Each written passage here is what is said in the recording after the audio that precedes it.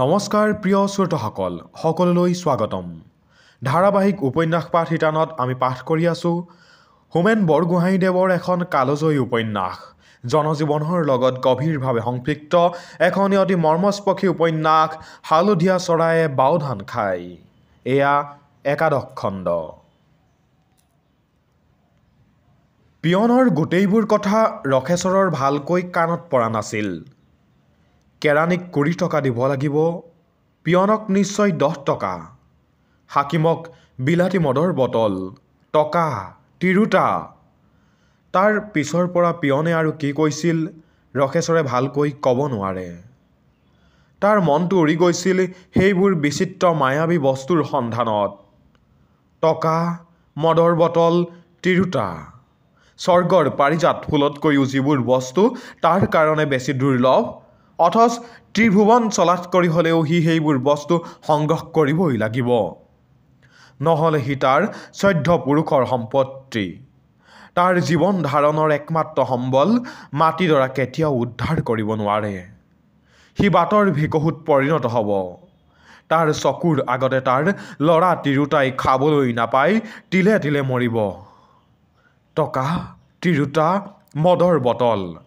হঠাৎ কেনেবাকৈ পিয়নৰ শেষৰ কথাৰকেইটা তাৰ কাণত সোমাল আৰু সি ভয়ংকৰ দুঃস্বপ্নৰ টোপনিৰ পৰা খকমককৈ সাৰ পোৱা মানুহৰ দৰে আৰ্ত স্বৰেৰে মাত লগালে। পিয়ন বাবু, আৰু খন্তেক সময় ৰ'ব, আপোনাৰ ভৰিত ধৰি মাতিছোঁ, আৰু খন্তেক সময় ৰ'ব। মই এতিয়া কি কৰিব লাগিব ভালকৈ কৈ যাওক। পিয়নে উঠি থিয় হৈ ক'লে, তোমাক দেখোন ক'লোৱেই, মোকৰ্দমাৰ দিনটো যদি সোনকালে পেলাব লাগে তেন্তে কেৰাণী বাবুৰ কাৰণে টকা কুৰিটা মোৰ হাততে আজি দি যোৱা। মোক বাৰু বেছি দিব নালাগে, তুমি দুখীয়া মানুহ, ময়ো দুখীয়া মানুহ, দুখীয়াই দুখীয়াৰ তেজ খাব নাপায়। মোক 5টামান টকা দিলেই হ'ব। এই কেইটা টকা তুমি আজি যদি দি থৈ ঘৰলৈ ঘূৰি যোৱা, 3 দিনমানৰ মূৰত আহি পুনৰ এবাৰ খবৰ কৰি যাবাহি। ইয়াৰ ভিতৰতে মই যি কৰিব পাৰোঁ কৰি থ'ম। জেপৰ টকাকেইটাক হাতৰ খামোচাটো ঢিলা কৰি ৰখেশ্বৰো থিয় হ'ল। তাৰ ভৰি দুখন ঠক ঠক কৰে কঁপিবলৈ ধৰিছিল। কোনোমতে নিজকে চম্ভালি লৈ সি ভয়ত শুকাই যোৱা মাতেৰে ক'লে, পিয়ন বাবু, মোৰ হাতত এতিয়া পূৰাকৈ 5টা টকাও নাই, অথচ মোকৰ্দমাৰ দিনটো সোনকালে নপৰিলে মই নিশ্চয়কৈ আপোনঘাতী হৈ মৰিব লাগিব। আপুনি আজি এইকেইটা টকাকে ৰাখক। মই 3 দিনৰ ভিতৰত পাৰোঁ, এসপ্তাহৰ ভিতৰত পাৰোঁ, বাকী কেইটা টকা যেনে তেনে যোগাৰ কৰি আপোনাক আকৌ দেখা কৰিম। কিন্তু মোকৰ্দমাৰ দিনটো পেলাবলৈ আপুনি মই অহালৈ বাট নাচাব। ইয়াৰ ভিতৰতে কিবা এটা কৰি থ'ব। গোসাঁইৰ নামত শপত খাই মই বাক্য দিছোঁ, মই ভিক্ষা কৰি পাৰোঁ, চুৰি ডকাইতি কৰি পাৰোঁ, আপোনাৰ পাবলগীয়া টকাকেইটা যেনে তেনে দিমেই দিম। ৰখেশ্বৰে জেপৰ পৰা টকাকেইটা উলিয়াই পিয়নৰ হাতলৈ আগবঢ়াই দিব খুজিছিল মাত্ৰ। এনেতে পিয়নে সন্ত্ৰস্তভাৱে চাৰিওফালে চকু ফুৰাই মাত লগালে, হে, কি কৰা, কি কৰা? তুমিও দেখিছোঁ অকৰা যে অকৰা, অতি সাংঘাতিক অকৰা মানুহটো। নিজেতো মৰিবাই, আনকো লগতে ডুবাই মাৰিবা। এইবোৰ কাম সকলোৱে দেখা শুনাকৈ এনেকৈ কৰিব নাপায় নহয়। ব'লা ব'লা, তোমাক ৰাস্তাৰ ফালে অলপ আগবঢ়াই দি আহোঁ। ৰাস্তাৰে কিছুদূৰ আগবাঢ়ি গৈ এডোখৰ নিৰ্জন ঠাই পাই পিয়নে ক'লে, চাওঁ, তোমাৰ হাতত কেইটা টকা আছে, আজি তাকে দি যোৱা। একেবাৰে সুদা মুখেৰে মই কেৰাণী বাবুক তোমাৰ হৈ খাতিৰ ধৰিব নোৱাৰিম। তুমি আকৌ আহিবলৈ এসপ্তাহলৈ বাট নাচাবা। 3 দিনমানৰ ভিতৰত আহি বাকী টকাকেইটাও দি যাবা। মোকৰ্দমাৰ তাৰিখটোও লৈ যাবা।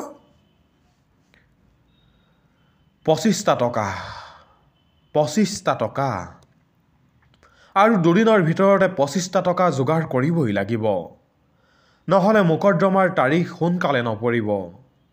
আজি শাওনৰ 29 দিন, ভাদ মাহৰ 7 তাৰিখ মানেও যদি মোকৰ্দমাৰ দিন পৰে আৰু 15 তাৰিখমানৰ ভিতৰত কিবা এটা দফা ৰফা হৈ সি নিজৰ মাটিখিনি পুনৰ ঘূৰাই পায়, তেন্তে মাটি বোকা কৰিব পাৰক নোৱাৰক, কঠীয়াৰ গোজ কেইডালমান অন্ততঃ গোজা মাৰি থ'ব পাৰিব।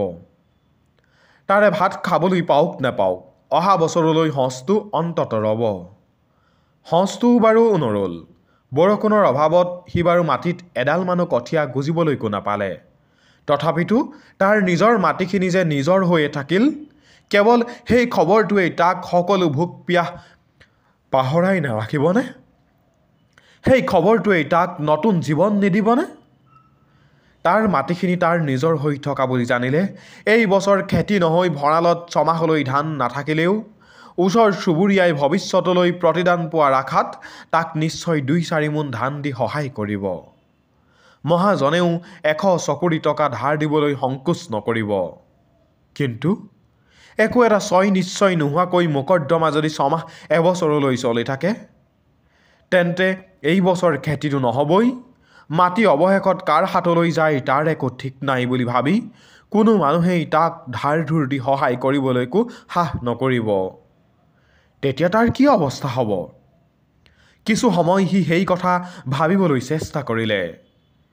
কিন্তু ভৱিষ্যতৰ কৰাল ভয়ংকৰ ৰূপটো দেখি তাৰ ইমান ভয় লাগি গ'ল যে শুই থকা অৱস্থাতে মূৰটো ইফাল সিফাল কৰি ভীষণভাৱে জোকাৰি সি ভৱিষ্যতৰ দুশ্চিন্তাখিনি মনৰ পৰা জোকাৰি পেলাবলৈ চেষ্টা কৰিলে। চব ডেপুটি হকিমৰ অফিচৰ ঘৰলৈ ঘূৰি আহোঁতে বাটতেই ৰখেশ্বৰৰ জ্বৰ উঠি আহিল। কেইবাদিনো ধৰি তাৰ ভালকৈ খোৱা বোৱা হোৱা নাই। ভয়, দুশ্চিন্তা আৰু উত্তেজনাত তাৰ শৰীৰ মন ভাগি যাবলৈ উপক্ৰম কৰিছিল। তথাপি সি সেই সকলো দুখ ভাগৰ পাহৰি গ'লহেঁতেন যদিহে আজি অফিচত সি কিবা এটা ভাল খবৰ পাই আহিলেহেঁতেন। ঘৰৰ লখিমী স্বৰূপা কামধেনু যেন গাইজনী বেচি পোৱা ১০০ টকাৰ এটা ফুটা কৰিও বাকী নোহোৱাকৈ সি ইতিমধ্যেই খৰচ কৰি শেষ কৰিলে। কিন্তু ইমানখিনি কৰিও সি আজিলৈকে মোকৰ্দমাটো আৰম্ভই কৰিব নোৱাৰিলে। কাছাৰীত মোকৰ্দমাৰ দৰখাস্তখন পেলাবলৈকে যদি ইমানবোৰ টকা খৰচ কৰিব লাগে, ইমানবোৰ ঘূৰা ঘূৰি কৰি ভৰিৰ এচাল ক্ষয় নিয়াব লাগে, তেন্তে আচল মোকৰ্দমা আৰম্ভ হ'লে কিমান টকা পানীৰ দৰে খৰচ কৰিব লাগিব আৰু কিমানৰ হাতে ভৰিয়ে ধৰি ঘূৰি ফুৰিব লাগিব, তাৰ জানো কিবা সীমা থাকিব? ৰখেশ্বৰৰ লঘূণীয়া শৰীৰ এনেয়ে দুৰ্বল হৈ আছিল। তেনে অৱস্থাতে অফিচৰ কথাকাণ্ডই তাৰ মনত ইমান ভয় সুমুৱাই দিলে যে সেই ভয়তে তাৰ জ্বৰ উঠি গ'ল। কপা কপা খোজেৰে কোনোমতে আহি সি গধূলিৰ আগে আগে ঘৰ পালেহি। ঘৰ পায়ে সি বিচনাৰ আশ্ৰয় ল'লে। সেইদিনা ৰাতি ঘৈণীয়েকে বহুত কাকতি মিনতি কৰিও তাক ভাতৰ পাতলৈ নিব নোৱাৰিলে। তাৰ পেটত যে ভোক লগা নাছিল এনে নহয়। ৰাতিপুৱা অফিচলৈ যোৱাৰ সময়ত আগদিনা ৰাতিৰ কৰকৰা ভাত এমুঠি খাই যোৱাৰ বাহিৰে গোটেই দিনটো তাৰ পেটত খুটকণ এটাও পৰা নাছিল। কিন্তু এতিয়া পেটত ভোক লাগিলেও একো এটা খাবলৈ তাৰ শক্তি নাই। কাৰণ এটা প্ৰকাণ্ড হিংস্ৰ ভয় শিল এচটাৰ দৰে তাৰ ডিঙিত লাগি ধৰি আহাৰ খোৱাৰ বাটটো বন্ধ কৰি পেলাইছে। আনকি উশাহ ল'বলৈকে তাৰ কষ্ট হৈছে। ২৫টা টকা হাতুৰিৰে কোবাই কোবাই কাঠত গজাল সুমুওৱাৰ দৰে কোনোবাই যেন তাৰ মগজত আঘাতৰ পিছত প্ৰকাণ্ড হানি সেই একেটা মাত্ৰ চিন্তা সুমুৱাই দিবলৈ প্ৰাণ চেষ্টা কৰি যে দুদিনৰ ভিতৰতে ২৫টা টকা যোগাৰ কৰিব নোৱাৰিলে তাৰ আৰু জীয়াই থাকিবৰ কোনো অধিকাৰ নাই। সেই উপৰ্যুপৰি আঘাতত তাৰ মগজৰ ভিতৰখন থেতেলা খাই এটা লাডু যেন হৈ তেজৰ পুখুৰীত উপঙি ফুৰিছে। পঢ়ুৱাই পোৱা মানুহৰ দৰে আন্ধাৰত বহুত পৰ ঘুমুটিয়াই থকাৰ পিছত সি এবাৰ প্ৰকৃতিস্থ হ'বলৈ চেষ্টা কৰিলে। তেতিয়া বোধহয় মাজৰাতি পাৰ হৈ গৈছে। ইমান পৰে সি ঘৈণীয়েক আৰু ল'ৰা ছোৱালী কেইটাৰ অস্তিত্বৰ কথা পাহৰিয়েই আছিল। সিহঁতৰ কথা মনলৈ অহাৰ লগে লগেই তাৰ হঠাৎ অনুভৱ হ'ল যে সেই মাজৰাতিলৈকে ঘৈণীয়েকেও যেন টোপনি যাব পৰা নাই। গিৰিয়েকৰ লগত এষাৰো কথা বিনিময় হোৱা নাই যদিও তাইও যেন নিজেই সকলো কথা বুজিব পাৰিছে। আৰু গিৰিয়েকৰ দৰেই তাইও উজাগৰে বিচনাত ছটফটাই আছে। টকা, মদ, তিৰোতা। সংসাৰৰ পৰা ন্যায় বিচাৰ পাবলৈ হ'লে ক্ষমতাৰ অধীশ্বৰসকলক এইবোৰ উপচাৰেৰে পূজা দি সন্তুষ্ট কৰিব পাৰিব লাগিব। তাৰ টকা নাই। টকা নহ'লে মদো যোগাৰ কৰিব নোৱাৰিব। থকাৰ ভিতৰত তাৰ আছে মাত্ৰ এজনী তিৰোতা। এটা উন্মাদ মুহূৰ্তত হঠাৎ তাৰ মনৰ এটাৰ চিন্তাই ঢৌ খেলি গ'ল। আন কোনো উপায়েই যেতিয়া নাই, হাকিমৰ হাতত এৰাতিৰ কাৰণে নিজৰ তিৰোতাজনীকে গতাই দিবগৈ নেকি? মাটিডৰাকেই যদি সি হেৰুৱাবলগীয়া হয়, তেন্তে তিৰোতাজনী ৰাখি সি কৰিব কি? তাইক সি খুৱাব কেনেকৈ? দিকচিহ্ন হৈ অন্ধকাৰৰ মাজত হঠাৎ এটা পোহৰৰ ক্ষীণ বিন্দু দেখাৰ দৰে ৰখেশ্বৰে মুহূৰ্তৰ কাৰণে সামান্য স্বস্তি অনুভৱ কৰিলে। কিন্তু সেই স্বস্তিও বেছি বৰ স্থায়ী নহ'ল। হাকিমৰ পূজাৰ উপচাৰ স্বৰূপে নিজৰ তিৰোতাজনীৰ ৰূপটো খন্তেকৰ কাৰণে মনৰ চকুৰ আগত দাঙি ধৰি নিৰুপায় হতাশাৰ যন্ত্ৰণাত সি নিজে নিজেই শিহৰি উঠিল।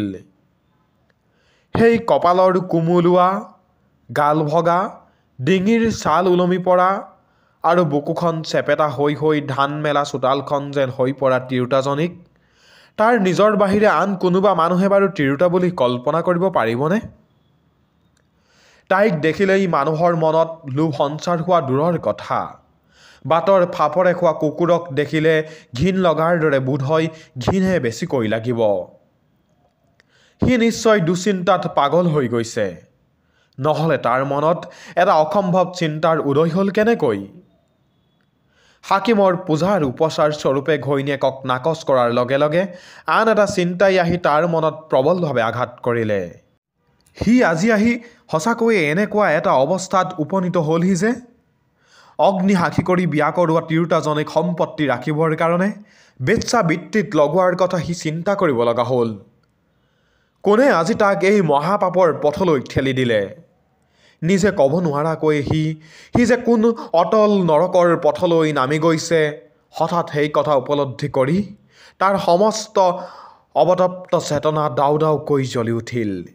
জীয়াই জীয়াই পুৰি মৰা মানুহৰ দৰে সি বিচনাতে ধৰফৰ কৰিবলৈ ধৰিলে।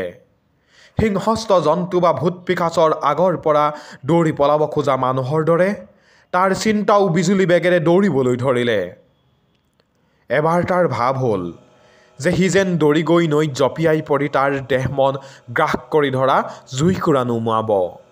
সি পিছ মুহূৰ্ততে ঠিক কৰিলে যে এতিয়াই দা এখন লৈ দৌৰি গৈ সনাতন শৰ্মাক কাটি টুকুৰা টুকুৰ কৰি পেলাব। কিন্তু তাৰ পিছ মুহূৰ্ততে সি ঠিক কৰিলে যে সনাতন শৰ্মাৰ ঘৰ পৰ্যন্ত দৌৰি যাবলৈ তাৰ গাত শক্তিয়েই নাই। বাটতে মুখ ঠেকেচা খাই পৰি সি নিজেহে আধা মৰা হ'ব। তাতকৈ বৰং দাখনেৰে ঘৈণীয়েক আৰু ল'ৰা ছোৱালী আটাইকেইটাকে কাটি শেষ কৰি অৱশেষত নিজৰ ডিঙিত ঘাপ এটা মাৰিলেই তাৰ সকলো চিন্তা ভাৱনা আৰু সমস্যাৰ ওৰ পৰিব। দৌৰি দৌৰি অৱশেষত তাৰ মনটো ভাগৰত অৱশ হৈ পৰিল। কৰিবলৈ একো বিচাৰি নাপাই সি এবাৰ হেহাই হেহাই মাত লগালে, এই বোলো শুনিছনে? তেতিয়া ৰাতিপুৱাই আহিছিল। ঘৈণীয়েকে বিচনা এৰিবলৈ সাজু হৈছিল। গিৰিয়েকৰ মাত শুনি তাই সুধিলে, কি হ'ল? আজি দিনটোৰ ভিতৰতে টকা 25টা যোগাৰ কৰিব নোৱাৰিলে মই নিজেও আপোন ঘাটি হ'ম। তাৰ আগতে তহঁত গোটেই মখাকে কাটি শেষ কৰি থৈ যাম। উঠিব খোজা মানুহজনী আকৌ শুই পৰিল।